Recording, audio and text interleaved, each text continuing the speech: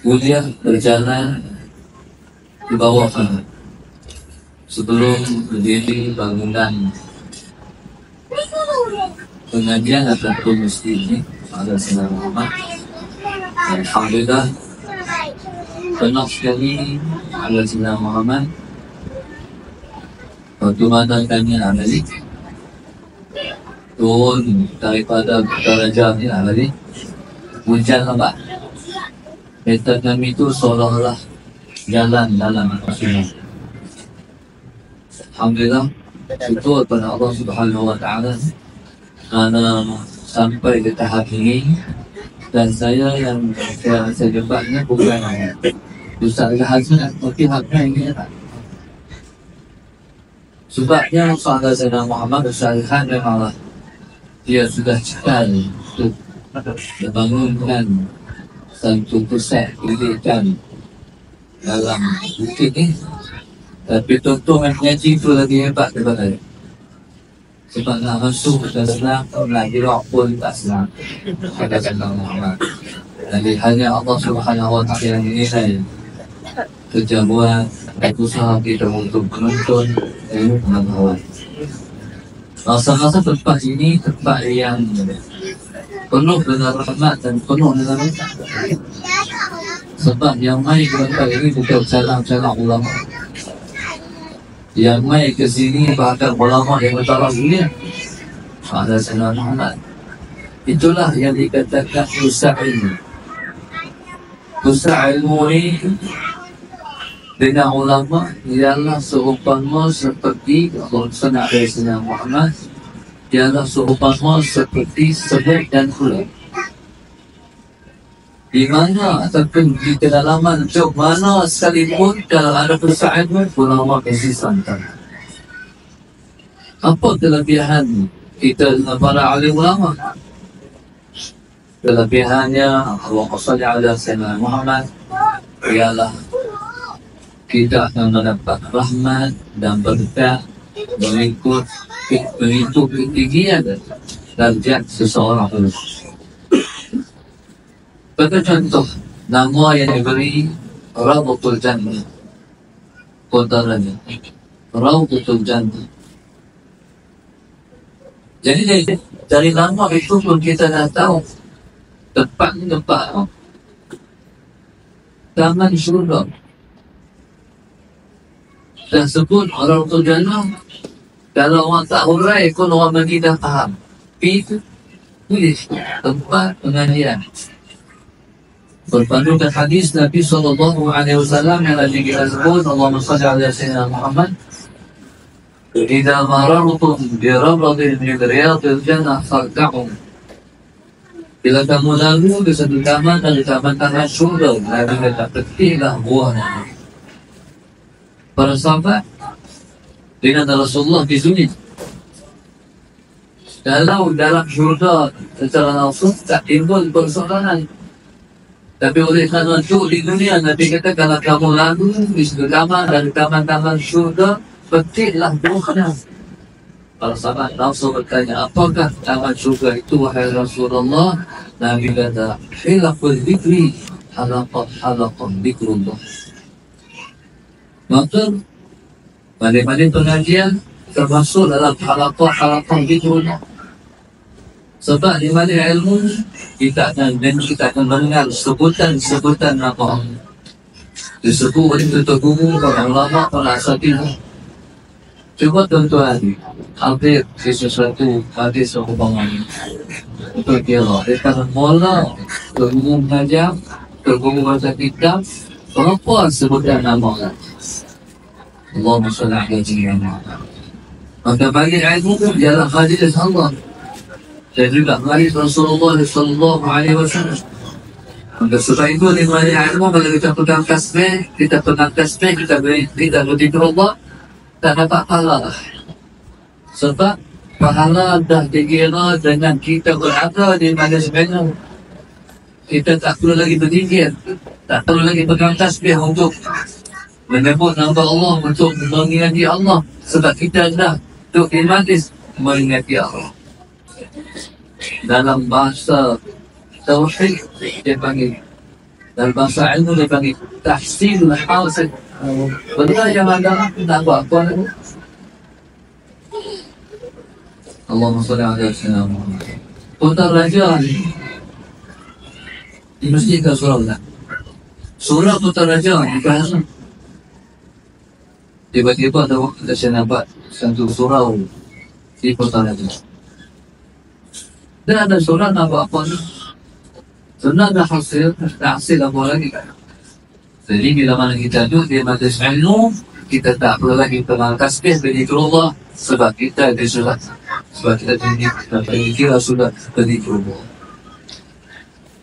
Maka Alhamdulillah, sallallahu alaihi wasallam, kita tahu bila mana kita duduk di majlis yang seumpama ini, Allahumma salli ala sayyidina Muhammad, malaikat akan turun memenuhi, mendiami sampailah bertindak-tindak malaikat itu duduk sampai ke arus Allah subhanahu wa ta'ala. Jadi subhanallah, dari berapa kali Allahumma salli ala sayyidina Muhammad, berapa kali kita duduk di mana yang seumpama macam ini, maka berapa kali itulah kita bersama-sama dengan para malaikat Allah subhanahu wa ta'ala. Maka subhanallah, Allahumma salli ala sayyidina Muhammad. Maka tuan-tuan, pada malam ini kita berada di majlis yang sangat mulia, dan kita harap kita akan berada di majlis yang seumpama ini sampai di jariah. Allahumma salli ala sayyidina Muhammad. Cuba tuan-tuan tengok Datuk Hasanuddin Al-Khamis, Allahumma salli ala sayyidina Muhammad. Dia mandi pada ketika mana dia naik ke kota Raja. Allahumma salli ala sayyidina Muhammad. Pakaianlah dia pun terapis. Itu apa? Tanda dan tanda dia. Allahumma salli ala sayyidina Muhammad. Saya ingat dalam tempoh 9 tahun dia jadi kebasihan. Hati dia ialah di sini. Bukan mudah tuan-tuan, sallallahu alaihi Muhammad.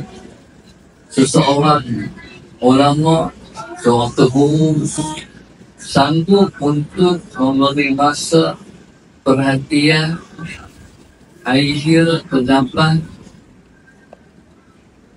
ke dalam sesuatu organisasi ataupun pusat pengajian yang seumpama. Maknanya, kalau saya nama, kalau saya ingat saya, waktu dia ada hari itu, Ustaz Azhar bersama Muan dengan dia, bagi contoh baru Ustaz. Buat lembaran lah. Buat lembaran. Untuk memperkenalkan orang terhadap Ustaz pengajian Syekh. Dan dalam waktu yang sama, sama saya Muhammad terhimpunlah dana untuk pembangunan, penerusan untuk menghidupkan pusat pengajian yang seumpama ini. Allahumma salli ala sayyidina Muhammad. Maksudnya dia sanggup tinggal rumahnya di pusat lah. Berbayar lagi. Sallallahu alaihi wasallam. Pusat Azhar ni. Sallallahu alaihi wasallam Muhammad. Allahumma salli ala Muhammad. Sallallahu alaihi wasallam Muhammad.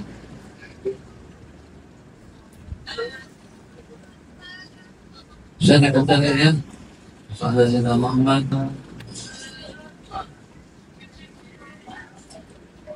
Tak mudah untuk menghidupkan perkara ada senang Muhammad.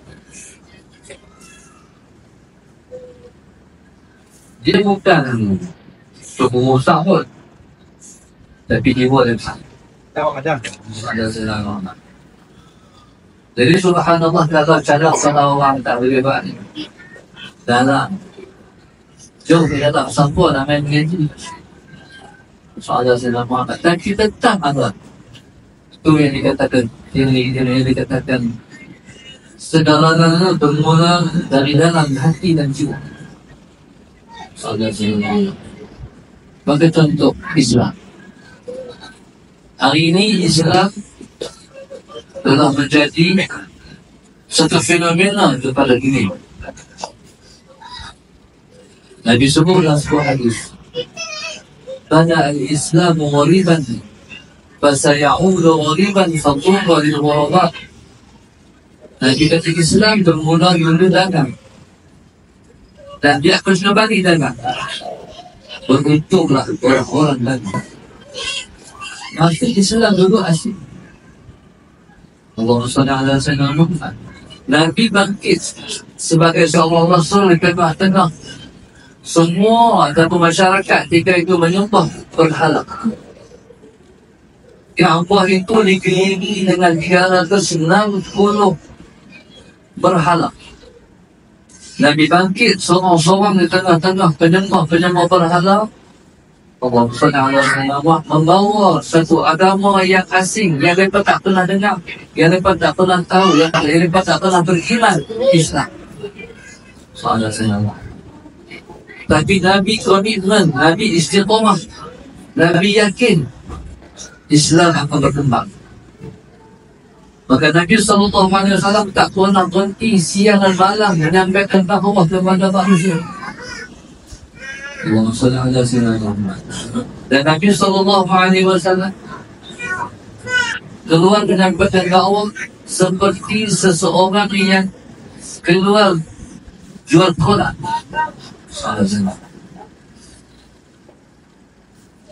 Maka Nabi SAW yakin Islam akan jadi satu pusat besar. Dan para sahabat yang bersama-sama dengan Nabi SAW pun yakin, berdiri di atas keyakinan yang mereka yakin yang Nabi ucapkan ialah perkataan yang benar, pasti. Allahumma salli ala sayyidina Muhammad. Sebagai contoh, Allahumma salli ala sayyidina Muhammad. Suraqah bin Malik yang menentang Rasul, yang menentang Islam. Dalam perjalanan Nabi yang menuju ke Al-Madinah Al-Munawwarah, Sayyidina Muhammad, dia cari Nabi, dia kejar Nabi semata-mata sebab dia nak 100 ekor unta. Kalau dia dapat orang balik kepala Rasulullah SAW, tapi tuan-tuan jadi adal untuk memenggal kepada Rasulullah. Dapat 3 kali dia jatuh daripada kuda, belum sempat pedang dia sampai di kepala Rasulullah, terbenam kaki kuda ke dalam tanah, dia tertumbuk 3 kali. Bayangkanlah begitu laju dia nak sampai pada Rasulullah, kuda tertumbuk, kuda tertanam kaki dari tanah, dia lamuk tahu. Dia terbelan, dia tertumbuk di depan utara mana? Tahu tak? Sampai 3 kali. Last kali tanya, hendak apa? Kata Suraqah, aku nak pelang. Allah senang. Aku dapat upah 100 ekor unta. 1 ekor unta. 1 ekor unta tadi kata lah 10,000. 10 ke 1 ekor unta. Dalam 10 ekor unta 1,000. Kalau 1 1,000,000. Awak tak lihat 1,000,000. Nabi Jalla subhanallah apa? Nabi saya dia jawab, aku tak 100 ekor unta. Nabi kata, macam mana kalau aku janjikan? Nabi kata, macam mana kalau aku janji ke hang Sayyidina Muhammad, iaitu 2 gelang Maharaja Kisra. Siapa Maharaja Kisra ni? Kerajaan Parsi yang besar ketika kerajaan Parsi ni kerajaan yang kerajaan besar, mana tahu ni? Macam Rusia ni. Kerajaan besar. Suraqah ni ketika dia beriman, dia boleh percaya seperti mana keyakinan ahli-ahli sihir Fir'aun yang asal-asal mereka menentang Nabi Allah Musa. Kemudian Allah SWT Muhammad, selepas mereka kalah dengan tongkat Nabi Allah Musa yang dijelmakan menjadi gelar, mereka terus beriman, sujud semua. Serta-merta bertukar daripada nak lawan, asal lawan jadi pendukung. Ketika terlepas mereka beriman, Fir'aun, hampa dia beriman sebelum dapat izin daripada aku. Saudara Muhammad, awak cepat sangat. Allah SWT kata Fir'aun, apa tunggu, apa pun hukum. Hukuman yang dikenakan pada mereka ialah dipotong tangan dan kaki. Tapi sanggup ahli sihir Fir'aun ini untuk menerima hukuman semata-mata beriman, dipotong kedua-dua tangan dan kaki. Tuhan sebab ketika lepas sujud Allah tunjuk surga. Ketika sujud Allah tunjuk surga, tak malah hantu. Betul dia ni. Maka Suraqah ni Sayyidina Muhammad dijanji oleh Rasulullah, tak tahu lagi benar tu benar janji. Tapi Tuhan dah pula hati Suraqah, kepercayaan dan keyakinan Islam pasti menang. Dakwah Rasulullah pasti akan berjaya. Ketika itu sesama mudah ya saudara dan mengucapkan asyhadu an la ilaha illallah wa asyhadu anna Muhammadar Rasulullah. Untuk Allah dulu. Lepas tu balik. Bila balik ke Mekah, pemimpin Quraisy ingat dia balik kepada Rasulullah. Tengok lekan aku. Kamu balik apa? Aku dah masuk Islam. Hanya di mana? Tuan-tuan, itu keyakinan. Akhirnya masa berjalan. Bukan lama pun ada Sayyidina Muhammad. Bukan lama pun Rasulullah wafat. Sayyidina Abu Bakar jadi khalifah dari Rasulullah. Mana zaman Sayyidina Umar? Zaman Sayyidina Umar lah berlaku perang Al-Qadisiyah, perang dengan Parsi yang menguntuhkan kerajaan Parsi. Kerajaan pusat itu runtuh. Seperti mana Soviet Union yang perang dengan Afghanistan 10 tahun mereka bankrupt. Mereka terpaksa melepaskan negara-negara yang mereka jajah. Akhir tinggi jadi Rusia, hari ini dulu Soviet. Saudara Muhammad, begitulah kejatuhan Parsi dalam perang Qadisiyah. Saudara Muhammad, ketika dihimpun harta-harta masa perang, Saudara Muhammad, ketika itu turut yang dirampas ialah gelang Maharaja Kisra. Ketika itu Sayyidina Umar pegang gelang Maharaja Kisra dan tanya, ketika dia pegang gelang Maharaja Kisra dan dia tanya, mana Suraqah? Mana Suraqah? Suraqah tampil dan Sayyidina Umar menyerahkan gelang itu kepada Suraqah bin Malik. Jika dia menangis sebab teringat pada Rasulullah, janji Rasulullah. Maka subhanallah, Allahumma salli ala Sayyidina Muhammad. Maka Nabi SAW yang telah menggagaskan perjuangan agama ini, hari ini Islam sedang berada di tahap yang tertinggi di akhir zaman seluruh dunia. Ada semua. Cuba tengok fenomena Islam ni hebat. Dijangkakan pada 2030 Perancis akan bertukar menjadi sebuah negara Islam. Rusia akan bertukar menjadi sebuah negara Islam.